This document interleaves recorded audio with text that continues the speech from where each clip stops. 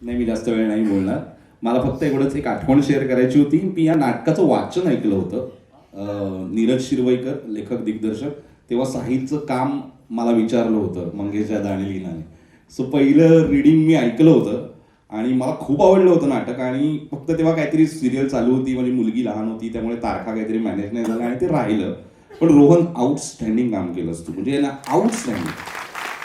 म्हणजे मला खरंच, मी मगाशी पण बोललो की तुझं आतापर्यंत सर्वात छान काम मला बघायला मिळालं. मी तिचं काम बऱ्याचदा बघितलेलं आहे, ती चांगलीच ऍक्ट्रेस आहे. पण मंगेश दादा आणि लीनाताईचा मी फॅन आहे आधीपासून. आम्ही एकत्र काम पण केलंय, एकत्र नाटक पण केलंय. इथे सगळेजण जे म्हणतायत ना की मी सुद्धा मिस केलं. मी वाचनानंतर 300 प्रयोग बघितला. मी सुद्धा नाटक बघितलेलं नव्हतं आधी. पण हर्षदाताई म्हणाली, संजय दादा म्हणाला, सॉरी 299 प्रयोग मिस केले. मला नाही वाटत.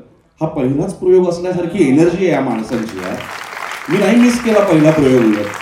300व्या प्रयोगाला मेकॅनिकल न होता एवढा फ्रेशनेस त्या प्रयोगात आणणं, हे खूप मोठं नट असण्याचं. आणि मंगेश दादा, तुला माहिती आहे, ते बिन बॅग असेल नाही तर काहीही करू शकतो हा माणूस. आणि अत्यंत इनोसंटली, अत्यंत हा इनोसन्स तो कसा काय आणतात आणि काय त्या दोघांचं जे काय आहे हे मला माहिती आहे. त्यांच्यातली काय केमिस्ट्री आहे ती या नाटकात पण तेवढीच वर्क होते. सो हा जो फ्रेशनेस आहे ना, तो तुमच्या चौघांचं खरंच क्रेडिट आहे. आणि खरंच नीरजला पण मी आज मिस करतोय, सगळे करतात, कारण त्याचं खूप मोठं क्रेडिट आहे. शेवटी लेखक दिग्दर्शक आहे. So all the best. 300 काय 3000 प्रयोग झाले तरी हा फ्रेशनेस राहील, मला गॅरंटी आहे. थँक्यू.